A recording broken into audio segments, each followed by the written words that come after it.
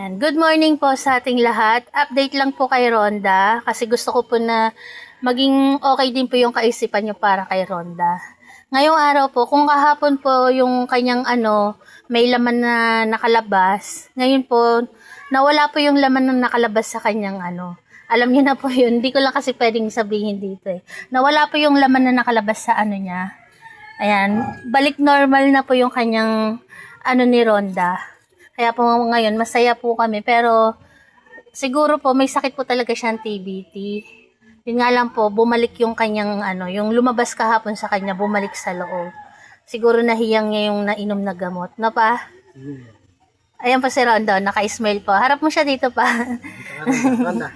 Hindi ko na ipapakita masyado yung niya kasi kahapon, yung unang upload ko po kahapon, binura ko kasi nga po meron siyang violation. Hindi ko alam kung bakit nagka-violation kaya binura ko. Ngayon po, hindi ko na ipapakita yung niya, baka yun kasi yung isa sa naging sanhi. Kaya yung upload ko kahapon, meron siyang restrict.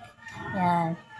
And po nakita niyo naman si Rhonda, na masaya siya pasalamat niya sa amin.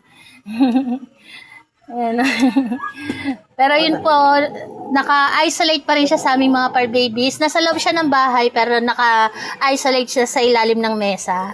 Ayan, nakita niyo naman po masiglang-masigla si Rhonda. At maraming salamat po sa inyong lahat sa nag-pray po.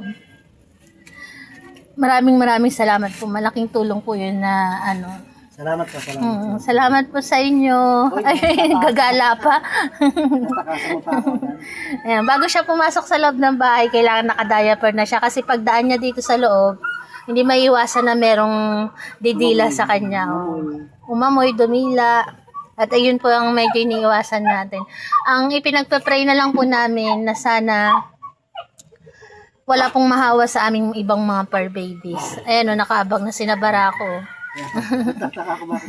Punta sa labas yung pantin ko. Salamat po.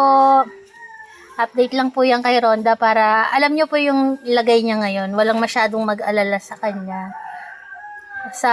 Hopefully po yung kanyang pinakitang tama sa kidney niya, gumaling na rin po yun. Siguro po kaya nagkaroon ng tama yung kidney niya. Kasi nga po diba nung mga nakaraan, matagal siyang nag-antibiotic. 3 klaseng antibiotic yung ininom niya.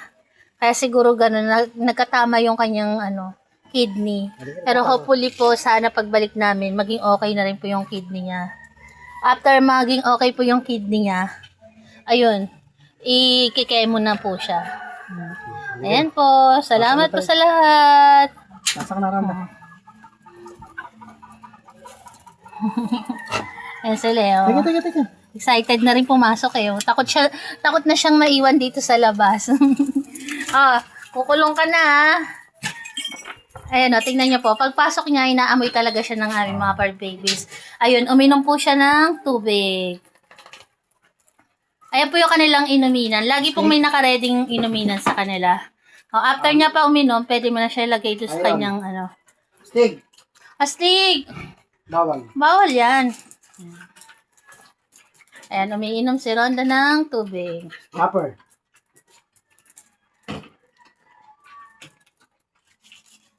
Kasi nga nasa cage po siya, alaga siya ni Fernan sa pagpapaihi.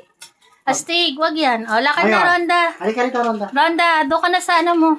Halika na. Sa higaan mo, lakad na Halika na. Tiis muna Rhonda ha. Kaysa nasa labas ka, tiis ka muna dyan sa loob na yan.